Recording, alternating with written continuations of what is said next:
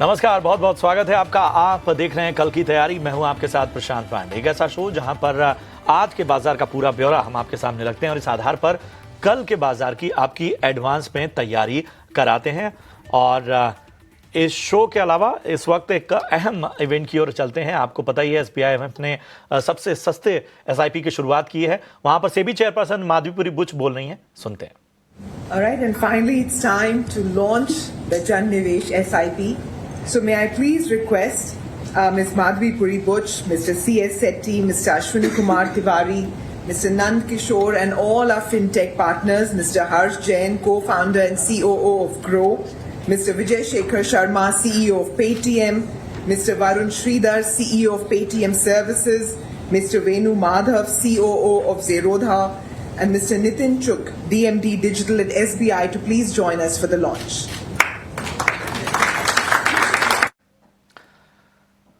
तमाम चर्चाएं और इन सब के बीच में आपने तमाम गणमान्य लोगों को सुना। CS शेट्टी को भी हमने आपको सुनाया और माधवीपुरी बुच ने भी अपनी बात रखी और किस तरह से जन भागीदारी जो है बड़ी पैमाने पर इस कदम से बढ़ सकती है और निवेश के प्रति लोगों में और जागरूकता आ सकती है, निवेश सबकी पहुंच में आ सकता है। ये कहीं ना कहीं इस जन जन निवेश के जरिए सामने आ रहा है। चलिए अब अपने शो पर लौटते हैं। हमारे साथ जैनम ब्रोकिंग के किरण जानी साहब जुड़ चुके हैं। और किरण जी, बहुत बहुत स्वागत आपका। लेकिन आपके पास आऊं, जरा अपने दर्शकों को बता दूं कि वो अपने सवाल हम तक कैसे पहुंचा सकते हैं। तो तरीका बेहद आसान है, केवल एक ही मंच, YouTube पर अपने सवाल भेजिए और कल की तैयारी पर जो कमेंट बॉक्स में आप सवाल भेजते हैं उनके जवाब हम अगले शो में देते हैं। यानी आज जो सवाल पूछेंगे उसका जवाब कल आपको मिलेगा। पिछले एपिसोड में यानी अगले हफ्ते की तैयारी जब शुक्रवार को हमने किया था, उस दौरान जो सवाल पूछे थे आपने, उसके जवाब आज आपको मिलेंगे। इससे पहले आज बाजार का ब्यौरा भी आपके सामने रख ही दिया है कमोबेश। और 22,960 के पास बंद हुआ बाजार। निफ्टी में, बैंक निफ्टी में देखिए 49,250 के ऊपर क्लोजिंग हुई। और पूरे दिन तो नहीं कह सकते, लेकिन बाजार ने क्लोजिंग तक आते आते अपने आप को सुधारा, बेहतर किया 23,960 के स्तर पे। किरण जी, मैं तो चाह रहा था कि ये 22,960 की जगह 23,000 हो जाता, और इंसान के ख्वाहिश की कोई सीमा है नहीं। जैसी करेक्शन था उस हिसाब से इच्छा तो हो रही थी कि यहाँ से और ऊपर आए, लेकिन कोई नहीं, जो मिल रहा है उसी में संतोष करना होगा। बताइए, यहाँ से मार्केट पर आपका नजरिया कल के लिए क्या बन रहा है? Good afternoon everyone. So overall अगर मार्केट की बात करें तो आज जिस तरह की रिकवरी स्टार्टिंग में आई थी, तो 9:30 के आसपास हमने भी हमारे जितने भी कस्टमर्स हैं उनके साथ एक कॉन कॉल किया था और वहां पे भी हमने हमारा नजरिया दिया था कि भाई जो एक पैनिक सेलिंग आ सकता था वो अभी मार्केट में चल रहा है या वो कंप्लीट हो चुका है। रीजन ये है कि जैसे हमने 22,900 के लेवल्स ब्रेक किए, 800 के लेवल, सॉरी, लास्ट टाइम भी हमने 27 जनवरी के आसपास ये लेवल ब्रेक किए थे और उस लेवल के आसपास तब जब मोमेंटम इंडिकेटर की जो वैल्यू थी और आज जो वैल्यू है उसमें काफी फर्क है। तो एक क्लियर कट बुलिश डाइवर्जेंस हमें देखने को मिल रहा था। उसी के चलते हमने लॉन्ग रिकमेंडेशन, या तो ऐसा समझ में आ रहा है हमें कि यहाँ से एक बार के लिए बॉटम इंटरमीडिएट बन चुका है, यहाँ से एक्यूमुलेट करना चाहिए 22,700 22,800 के बीच में। एक स्टॉप लॉस जो रखना है वो 22,400 का रखना है। अगर वो लेवल ब्रेक नहीं होता है तो अप्रैल तक में हम अच्छी खासी एक तेजी देख सकते हैं। लेकिन हम मंथ ऑन मंथ की बात करें तो फरवरी महीने की जो एक्सपायरी है वहां तक भी अगर हम देखें तो 23,500 23,400 तक के लेवल एक्सपेक्टेड है। सो एज ऑफ नाउ मेरे हिसाब से 22,400 के स्टॉप लॉस के साथ निफ्टी में खरीदारी करनी चाहिए। बैंक निफ्टी की बात करें तो बैंक निफ्टी से ज्यादा स्ट्रॉन्ग लग रही है। अगर यहाँ पे 48,500 ब्रेक नहीं होता है तो यहाँ पे भी एक्सपायरी तक आप 51,000 के लेवल्स टच कर सकते हो। ठीक है, तो निफ्टी और बैंक निफ्टी दोनों पर ही आपको राय मिल गई है। किरण जी, एक और सवाल का जवाब दीजिए कि अब यहाँ से कौन से ऐसे सेक्टर्स हैं जो आपको ज्यादा बेहतर नजर आ रहे हैं? सेक्टर की बात करें हम तो प्राइवेट बैंक्स, हालांकि हम बैंक निफ्टी के अंदर जिस तरह से बुलिश है, हमें लग रहा है कि प्राइवेट बैंक्स के ऊपर काफी अच्छा ध्यान देना चाहिए। जैसे HDFC बैंक हो गई, कोटक बैंक हो गई, उसके सामने आप ICICI और एक्सिस बैंक ऑलरेडी चल रही है, लेकिन अच्छा खासा रिटर्न वहां पे भी एक्सपेक्टेड है। तो हमें ये लग रहा है कि 2025 कोटक और HDFC बैंक के नाम रहेगा। तो यहाँ पे ये दोनों स्टॉक हमें काफी अच्छे लग रहे हैं। दूसरा, FMCG स्टॉक्स में आप देख सकते हो कि लास्ट ईयर उन्होंने कोई रिटर्न नहीं दिया था, फ्लैट टू नेगेटिव टेरिटरी के अंदर थे। तो वहां पे HUL हो गया, ब्रिटानिया हो गया, जहां पे आप ध्यान रख सकते हो कि एक अच्छा खासा रिटर्न आप देखने को वहां मिल सकता है। ऑटो के अंदर अगर हम बात करें तो Eicher motor looks very much promising. वापस अपने असेंडिंग ट्रायंगल पैटर्न के अंदर ट्रेड कर रहा है, तो आइशर मोटर के ऊपर आप ध्यान रख सकते हो। और केमिकल सेक्टर की बात करें तो वहां पे गुजरात फ्लोरोकेम हमें काफी अच्छा लग रहा है। तो ये कुछ चुनिंदा सेक्टर है जहां पे आप ध्यान रख सकते हो। आईटी के अंदर हमें विप्रो अच्छा लग रहा है, लेकिन वो थोड़ा डीप हमें मिले 280 270 के आसपास, तो वहां पे हम लॉन्ग करना चाहेंगे। दूसरा ऑटो के अंदर टाटा मोटर के ऊपर भी आप रिवर्सल ट्रेड के हिसाब से ध्यान रख सकते हो। तो काफी सारे चुनिंदा सेक्टर है जहां पे लार्ज कैप कंपनी आपको बहुत ही अच्छी वैल्यूएशन के ऊपर मिल रही है। तो शायद सेक्टर में कुछ कुछ मिस भी कर गया होगा, लेकिन मैं लार्ज कैप, मिड कैप और स्मॉल कैप इसमें अगर बाइफरकेट करूं तो हमारा फोकस ज्यादातर लार्ज कैप के ऊपर है। तो तमाम सेक्टर और सेक्टर्स में जो बेहतरीन पिक है वो भी आपके सामने किरण जी ने रखी और वहां पर आपको नजर रखनी है। चलिए अब आपके सवालों का सिलसिला शुरू करते हैं। गणपत सिंह का सवाल लेते हैं। IRFC पे राय जानना चाहते हैं। 155 रुपए के स्तर पे इन्होंने खरीदारी की हुई है। 1000 शेयर इनके पास हैं। यूट्यूब पर इन्होंने अपना सवाल हम तक पहुंचाया है। फिलहाल हम देख रहे हैं कि 122 के स्तर के आसपास IRFC नजर आ रहा है। इनके भाव से थोड़ा ही नीचे है।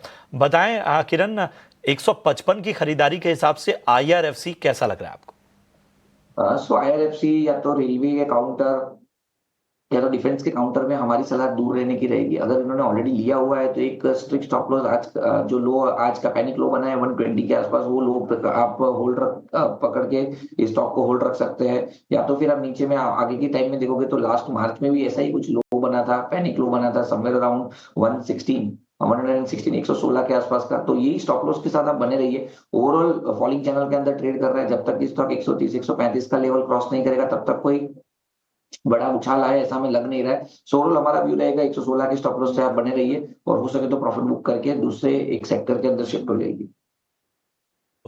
जाहिर सी बात है रेलवे शेयरों पर कोई खास बुलिश नजरिया नहीं है, लेकिन एक और सवाल हमें रेलवे शेयरों पर ही लेना होगा। हमारे अगले दर्शक का सवाल भी जो है वो RVNL पे है। किरण जी, 523 523 की इनकी बाइंग है, बताइए इनको क्या सलाह होगी? तो ओवरऑल वापस मैं रेलवे डिफेंस इन दोनों सेक्टर के ऊपर कमेंट करना चाहूंगा कि लास्ट एक साल में हमने काफी अच्छे रिटर्न्स देख लिए थे, 200% 300% काइंड ऑफ रिटर्न। और जनरली मार्केट में इस तरह के रिटर्न आ जाने के बाद हम देखते हैं कि एक price correction and time correction आ सकता है। तो ज्यादातर स्टॉक्स में प्राइस करेक्शन तो आ चुका है। अगर आप उसके ऑल टाइम हाई या तो 52 वीक हाई से देखोगे तो 50-50%, 60-60% स्टॉक टूट चुके हैं। अब आरबीएनएल की हम बात करें तो आरबीएनएल ने 650 रुपए के आसपास के हाई बनाए थे, अभी 350 के आसपास ट्रेड करे, तो ऑलमोस्ट 40-45% काइंड ऑफ करेक्शन आ चुका है within the span of 6 month I guess. तो इस तरह का करेक्शन आ चुका है। अब हो सकता है कि हम इसमें टाइम करेक्शन देख सकते हैं। तो हो सके तो डिफेंस और PSU, डिफेंस हो गया और PSU रेलवे स्टॉक्स हो गए, इसको थोड़ा अवॉइड कीजिए। अब आरबीएनएल पर्टिकुलरली बात करें तो कहीं ना कहीं जो सपोर्ट हमें देखने को मिल रहा है 340 से 330 का है। अगर यहाँ पे ये लेवल ब्रेक होते हैं तो चांसेस है हम यहाँ पे और भी ज्यादा करेक्शंस फिलहाल देख सकते हैं। तो एज ऑफ नाउ मेरे हिसाब से 320 के स्टॉप लॉस के साथ इनको होल्ड रखना चाहिए। ठीक है, तो आपको स्टॉप लॉस का विशेष रूप से ध्यान रखना है और उस हिसाब से रणनीति को आगे बढ़ाना है। अगले दर्शक का सवाल लेते हैं और फैजान हमारे एक दर्शक हैं जिन्होंने यूट्यूब पर सवाल पूछा है। ITI लिमिटेड के बारे में राय जानना चाहते हैं किरण जी, और इनकी बाइंग प्राइस एक बार बता देता हूं 462। और इस मार्केट में तो हमको मान के चलना होगा कि ज्यादातर लोग नुकसान में ही हैं, कुछ का नुकसान बड़ा है कुछ का छोटा है। तो 462 की खरीदारी के हिसाब से ITI लिमिटेड कैसा लग रहा है किरण जी? आईटी लिमिटेड की अगर हम बात करें तो स्टार्टिंग ऑफ दिस ईयर हमने देखा था कि ब्रेकआउट आया 360 के आसपास। वो ब्रेकआउट के बाद 600 तक स्टॉक गया, लेकिन उसके बाद जनवरी 8 से कंटिन्यूसली ये stock lower time lower high lower bottom यानी कि एक फॉलिंग चैनल के अंदर ट्रेड कर रहे हैं। स्टॉक ने अपनी सभी इंपॉर्टेंट मूविंग एवरेजेस को भी तोड़ दिया और जैसे ही स्टॉक ने 340 तोड़ा अपना ब्रेकआउट लेवल भी उसने नल एंड वॉइड कर दिया है। तो एज ऑफ नाउ मेरे हिसाब से तो स्टॉक में एक आप स्टॉप लॉस के साथ रुक सकते हो, लेकिन खास कुछ पैटर्न में दिख नहीं रहा है। नो डाउट ओवरऑल टेरिटरी में एक बाउंस आ सकता है, तो इस बाउंस में अगर ऊपर में 280 के ऊपर सस्टेन होता है तो ही आपको होल्ड रखना चाहिए और नीचे में 240 का एक स्ट्रिक्ट स्टॉप लॉस। अगर 280 क्रॉस नहीं होता है, 240 ब्रेक होता है, तो मेरे हिसाब से एक बार के लिए एग्जिट कर लेना चाहिए। तो ये है आपको ITI लिमिटेड पर राय। राम अवतार राठी हमारे अगले दर्शक का यूट्यूब पर जिन्होंने सवाल पूछा है। Steel authority of India limited यानी सेल पर राय जानना चाहते हैं। 3000 इनके शेयरों की संख्या है और 145 किरण जी इनकी बाइंग प्राइस है। मेटल शेयरों में हमने अच्छा खासा मुनाफा वसूली पिछले दिनों देखा था। बताइए 145 की बाइंग के हिसाब से अभी क्या रणनीति रखनी चाहिए? टैरिफ वॉर की वजह से हमने देखा है कि मेटल ऐसा सेक्टर था जिनको सबसे ज्यादा पेन लेना पड़ा है। हम देख रहे हैं कि कम सेल की अगर बात पर्टिकुलरली बात करें तो फॉलिंग चैनल के अंदर ट्रेड कर रहा है, अपनी सभी इंपॉर्टेंट मूविंग एवरेज के नीचे ट्रेड कर रहा है, लेकिन यहाँ लगातार 3 बार पॉजिटिव डाइवर्जेंस हमें देखने को मिल रहा है। तो जब तक ये 100 रुपए का लेवल ब्रेक नहीं होता है तब तक चांसेस आप 130 तक की रिकवरी यहाँ पे देख सकते हैं। तो 130 पे आने के बाद आप वापस एक बार चार्ट को रिव्यू करा लीजिए, और मेटल में ही अगर आपको कोई नया खरीदारी करना हो तो rather than doing average on sale आप जेएसडब्ल्यू स्टील के ऊपर ध्यान रख सकते हो। जेएसडब्ल्यू स्टील ज़्यादा बेहतर नज़र आता हुआ सेल के मुकाबले। नयन हमारे अगले दर्शक हैं और बैंकिंग पॉकेट पर ही अग्रणी दिग्गज बैंक एसबीआई पर राय जानना चाहते हैं। 850 की इनकी बाइंग है और फिलहाल नुकसान में है, 130 शेयर इन्होंने लिया हुआ है। बताएं क्या राय बन रही है एसबीआई पर Kiran ji? So bank Nifty के अंदर या तो बैंकिंग स्टॉक्स के ऊपर हम ज्यादातर बुलिश है, तो प्राइवेट बैंक्स तो हमें काफी अच्छी लग रही है। पीएसयू बैंक्स की अगर आप बात करो तो लास्ट टाइम बजट के टाइम पे जो रेट्स थे वापस कहीं ना कहीं हम उसी रेट के आसपास आ चुके हैं, मतलब फरवरी 2024 के आसपास आप देखोगे तो एसबीआई कहीं ना कहीं 680 700 के बीच में ट्रेड कर रहा था, वापस उसी लेवल के आसपास है। तो पूरे साल का जो गेन था एसबीआई ने यहाँ पे वाइप आउट कर दिया है। अब करंट मार्केट प्राइस जैसे जहाँ पे 700 से 680 एक क्लस्टर सपोर्ट है, वीकली चार्ट मंथली चार्ट के हिसाब से तो डेफिनेटली यहाँ पे लॉन्ग करना चाहिए 680 के स्टॉप लॉस के साथ। तो एसबीआई करंट मार्केट प्राइस से लॉन्ग करना चाहिए, है तो होल्ड रख सकते हैं 680 का स्टॉप लॉस। 80 के स्टॉप लॉस के साथ आपको यहां पर बने रहने की सलाह। शिबा प्रसाद पाल का सवाल लेते हैं। ओला इलेक्ट्रिक के बारे में किरण जी राय जानना चाहते हैं। ऊपरी स्तरों की बाइंग है और ये बाइंग ऐसे स्तर की है जब एक रफ्तार जो है वो ओला इलेक्ट्रिक ने भरी थी, लेकिन वहाँ से काफ़ी कुछ टूट चुका है। जाहिर सी बात है बाउंस बैक का इंतज़ार कर रहे हैं। 83 की बाइंग के हिसाब से क्या लगता है आपको कि इंतज़ार थोड़ा लंबा करना होगा? ओला इलेक्ट्रिक की अगर हम बात करें तो ओवरऑल जिस प्रकार से चार्ट हम देख रहे हैं, डेफिनेटली आईपीओ के बाद का जो एक राइज था वो पूरा का पूरा गिव अप कर दिया है। वापस स्टॉक्स में एक अपस्विंग आया था, लेकिन वापस 97 98 को क्रॉस नहीं कर पाया और अपने प्रीवियस जो बॉटम है उसको भी ब्रेक करके ट्रेड कर रहा है। अब यहाँ पे आप देखोगे तो एक पॉजिटिव डाइवर्जेंस हमें देखने को मिल रहा है। तो मेरे हिसाब से एज ऑफ नाउ ओला का जो चार्ट है कहीं ना कहीं जोमेटो का इसी प्रकार से चार्ट बना हुआ था, and then we have seen a very secular run. तो ये सेक्युलर रन कब स्टार्ट होगा वो तो हम नहीं बता सकते, लेकिन मेरे हिसाब से इनको होल्ड रखना चाहिए। एक बार के लिए 50 रुपए का एक साइकोलॉजी स्टॉप लॉस आप रखिए और मेरे हिसाब से होल्ड रखिए। इमीडिएट लेवल पे जैसे ही 80 का लेवल और 97 का लेवल क्रॉस होगा इसमें एक शार्प रिकवरी आप एक्सपेक्ट कर सकते हो। तो 50 के स्टॉप लॉस के साथ बने रहने की सलाह, लेकिन इंतजार करना होगा आपको 80 और 90 तक के स्तर जो हैं उन्हें क्रॉस करने का, और वहां से एक और शानदार रैली आ सकती है। आर्यत्व हमारे अगले दर्शक हैं और इन्होंने हिंदुस्तान एरोनॉटिक्स लिमिटेड पर राय जाननी चाहिए।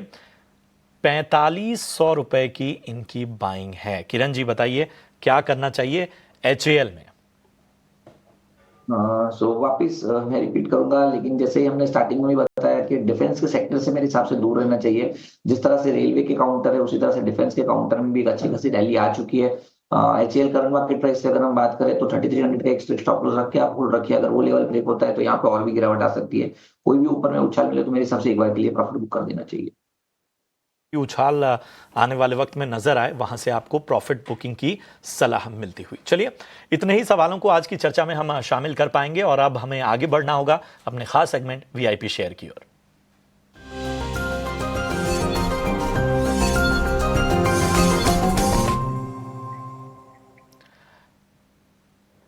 किरण जी बताइए, इस बेहतर होते बाजार में आपकी टॉप पिक क्या है? सो ओवरऑल अगर मार्केट की बात करें तो जिस प्रकार से चार्ट पैटर्न हमें देखने को मिल रही है, हम लार्ज कैप को ही यहाँ पे बाइंग दे रहे हैं। तो पहला तो हमें एफएमसीजी के अंदर ब्रिटानिया काफी अच्छा लग रहा है।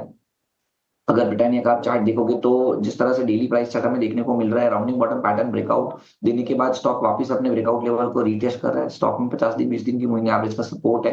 4960 के आसपास की क्लोजिंग है, हम लॉन्ग करके जाएंगे। 5030 तक के हमारे टारगेट रहेंगे। 4920 एज अ स्टॉप लॉस हम मेंटेन करेंगे ब्रिटानिया के अंदर। नेक्स्ट जो कॉल रहेगा वो बैंक निफ्टी के एक प्रॉपर शेयर यानी कि हाई बीटा शेयर के में से रहेगा आईसीआईसीआई बैंक। आईसीआईसीआई बैंक में आप देखोगे तो डेली चार्ट पे noted head and shoulder pattern बना हुआ है। स्टॉक अपने 200 दिन और 100 दिन की मूविंग एवरेज के ऊपर ट्रेड कर रहा है। 1250 के आसपास की क्लोजिंग है, लॉन्ग करके जाएंगे। 1290 तक के टारगेट 1 से 2 दिन में आ सकते हैं। 1230 एज अ स्टॉप लॉस हमें मेंटेन। ठीक है, तो 1230 के स्टॉप लॉस के साथ आईसीआईसीआई बैंक 1290 का लक्ष्य, यहाँ 20 तक के लक्ष्य और 4920 का यहाँ पर स्टॉप लॉस आपको रखना है। शुक्रिया करें उससे पहले आपका डिस्क्लोजर जानना चाहेंगे किरण जी। तो जो भी स्टॉक्स और स्ट्रैटेजी हमने डिस्कस की उसमें मेरा या मेरी फैमिली का कोई भी होल्डिंग नहीं, डेफिनेटली हमारा क्लाइंट या तो एसोसिएट का हो सकता है। तो व्यूअर्स अपने जो भी फाइनेंशियल कंसल्टेंट है उनकी सलाह लेके मार्केट में ट्रेडिंग और इन्वेस्टमेंट करें। Thank you for inviting us. शुक्रिया करेंगे किरण जी, निवेशकों का मार्गदर्शन किया और बाजार पर बेहतर रणनीति आपने सुझाई। इसी के साथ कल की तैयारी में आज के लिए इतना ही, दीजिए इजाजत, लेकिन आप देखते रहिए ईटी नाउ स्वदेश। नमस्कार।